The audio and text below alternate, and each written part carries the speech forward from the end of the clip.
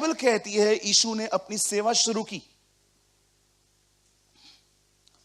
जब वो 30 साल का हुआ, उसने अपनी सेवकाई चालू की। उसकी सेवा में एक प्लेस आई जहां पर बाइबल बताती है वो एक पूल के पास गया, एक तालाब के पास गया। आप जानते हो इस तालाब में एक ब्यूटीफुल प्रथा थी। ईयर में एक दिन एक स्वर्गदूत हेवन से, स्वर्ग से उस पानी में उतरता था, और जैसे वो उतरता था ना, वो पूरा पानी हिलता था और सब समझ जाते थे एंजल उतरा है। और पता है होता क्या था, जो पहले उतरता था ना वो चंगा हो जाता था, चाहे उसे कोई भी बीमारी क्यों न है। आप सोचो वहां पर सारे लंगड़े टुंडे, हाथ सूखा हुआ, पैरालाइज, सब उधर बैठते थे। सबका नजर एक ही जगह पे होता था, पानी। सबकी नजर एक ही। और बाइबल बताती है इस पूल में उतरने के भी 5 रास्ते थे। कहते हैं इजराइल में इन 5 अवसरों के नाम भी हैं, प्रेम, आनंद, शांति, कृपा, भलाई। कहते हैं इन 5 रास्ते, इन जो 5 रास्ते हैं ना, इनके नाम भी हैं वहां पर। मैंने रिसेंटली रीड किया था कुछ समय पहले। आप जानते हैं जब यीशु वहां पर जाता है, इतने सारे लोग वहां पर बैठे हुए थे, लेकिन पवित्र आत्मा ने उसे किसी को भी चंगा करने के लिए नहीं कहा। सिर्फ एक ऐसे व्यक्ति को जो 38 ईयर्स से वहां पर पड़ा हुआ है। इसकी एज 38 नहीं है, ये 38 से भी ज्यादा है। 38 साल से वो बीमार है वहां पर।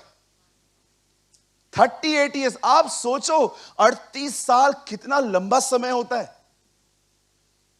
अब जैसे वो वहां पर था, सब यहीं पर हैं? ओके, स्ट्रेट बैठिए। यस। आप जानते हो बाइबल क्या कहती है? जैसे ही वो वहां पर गया, उसे पवित्र आत्मा ने कहा, देख ये बंदा। और पता है यीशु ने क्या किया? जानकारी निकाली कि इस बंदे की ये दिशा कब से है। तब उसे पता चलता है ये 38, आप इमेजिन करो, 38 ईयर से एक आदमी बीमार पड़ा है। क्या हालत, क्या लाइफ है उसका, इतनी तकलीफ है। मुझे बताइए वो सारा दिन क्या करता होगा? ये देखिए, समझिए अगर वो ऐसा बैठा हुआ है, सारा दिन क्या करता होगा? हर दिन पानी को देखता होगा। कभी कभी तो ऐसा भी होता होगा, पानी खुद ब खुद हिल गया और इसे जम मार दिया, कुछ हुआ ही नहीं। आगे चल के वो कहता है, मैंने बहुत कोशिश की है, मेरे पास अभी कोई नहीं है कि मुझे उठा के अंदर फेंके।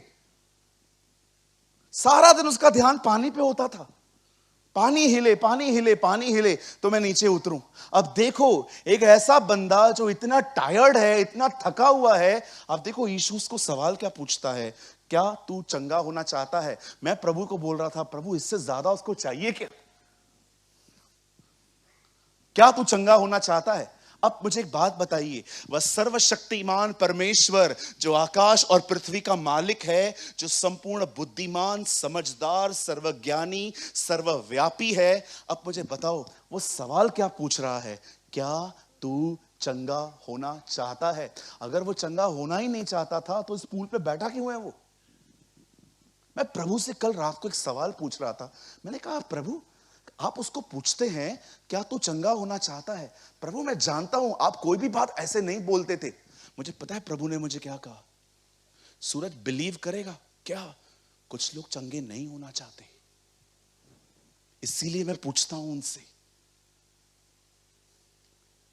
अगर आप सच में सॉल्यूशन ढूंढते तो आप कभी सिंपैथी के पीछे नहीं जाते। आप में से बहुत सारे जो लोग हैं ना, पता है यीशु क्यों पूछता है सवाल? क्योंकि बहुत से लोग जो होते हैं ना, जब वो तकलीफ में आते हैं ना, वो तकलीफ के सॉल्यूशन से भी ज्यादा इस बात की ऐड करने में बिजी रहते हैं कि सबको पता चले मैं दुखी हूं। That is a reason he said, क्या तू चंगा होना चाहता है? नहीं प्रभु थोड़ा दिन रहने देना। क्यों? वो मेरा गर्लफ्रेंड है ना, मेरे को छोड़ के चला गया है, उसको पता चलेगा ना मैं बीमार हूं, आ जाएगी, बाद में मेरे को ठीक करना। आपको क्या लगता है, क्या परमेश्वर हमारा मूर्ख परमेश्वर है? वो बुद्धिमान परमेश्वर है। अगर वो सवाल पूछता है मतलब कुछ बात है। मैं प्रभु से पूछ रहा था, प्रभु आप पूछ रहे हैं क्या तू चंगा होना चाहता है, क्या इसको चंगाई नहीं चाहिए? सूरज विश्वास कर, कुछ लोग नहीं होना चाहते हैं। अगर होना चाहते तो व्हाट्सएप के स्टेटस पे शो ऑफ नहीं करते, डायरेक्टली मेरे पास आते। हालेलुया। आप समझ पा रहे हैं? आजकल है ना, दर्द की दवा नहीं ढूंढते, दर्द से कितनों को अपनी तरफ खींच सकते हैं ये करते। चलो मुझे एक बात बताओ, आपको बुखार आया, आपको सर्दी हुई, आपको जुकाम आया, आपको कोई प्रॉब्लम आया, अब व्हाट्सएप के स्टेटस पे आप लिख दोगे I am sick. We know you are sick from childhood. Listen, यहां देखिए, आप कहते हो मैं बीमार हूं, क्या होगा इससे? दो चार लोग आपसे पूछेंगे क्या हुआ, बस मिल गई संतुष्टि। अरे अपने पेन का ऐड क्यों कर रहे हो? तुम्हें क्या चाहिए, सॉल्यूशन चाहिए कि सिंपैथी चाहिए? कभी कभी आप देखो, अगर वाइफ हर्ट है तब तक मुंह सुझा के रखती है जब तक पति पूछ न ले, बैठी रहेगी।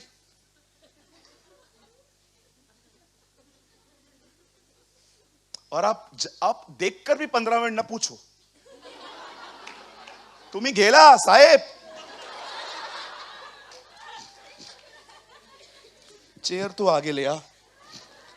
सोचो, आप घर में गए और दीदी ऐसे बैठी हुई थी और आपने देखा, और आपने देखने के बाद भी अपना काम स्टार्ट कर दिया। अब और देखो,